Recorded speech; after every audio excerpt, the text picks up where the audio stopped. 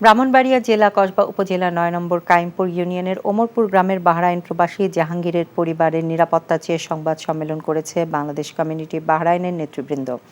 NTV Bahrain প্রতিনিধি সৈয়দ মামুন হোসেন জানান, বাহরাইনের রাজধানী মানামায় স্থানীয় একটি হোটেলে এই সংবাদ সম্মেলনের মূল বক্তব্য পাঠ করেন ভুক্তভোগী জাহাঙ্গীর হোসেন।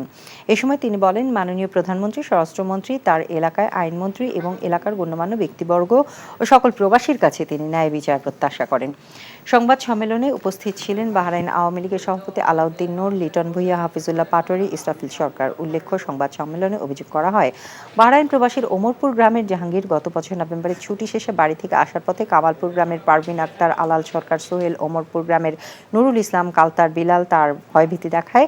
এ ব্যাপারে বাহরাইন বাংলাদেশ দূতাবাসে লিখিত অভিযোগ করা হয়েছে।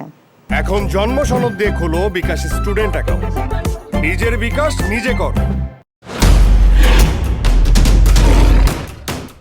মাসুদ চেয়ারম্যান আপনি কি জানোস না? এমন মায়ের মারুম কুত্তার মতো খালি সাইড পারবি। তুই যদি আমার বউ আস, তুই হবি রাজরানী, আর আমার বউ টুনি বিবি তোর বান্দি। আমার সংসারটা কেন ভাঙতে চাও না? নিজের জামাই আটকা রাখতে পারেন না? কেমন বউ আপনি? কেলেঙ্কারির আর কি বাকি আছে? বদনাম তো শৈলেই লাগছে।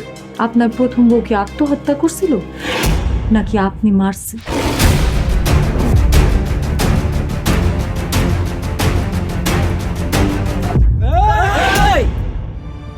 ময়না তো পালাইতে চায় না। ওরে পালাইতে হইবই। ময়না রে, তুই আমারে মাফ করে দিস। আমারে খাওয়ানোর মধ্যে বিষ মাখায় মেরা ফলাইতে চাচ্ছে। মাইরা একেবারে আম গাছের লগে ঝুলাই দিবেন যেমনি আপনার বড় বড় মাইরা ঝুলাইছিলেন।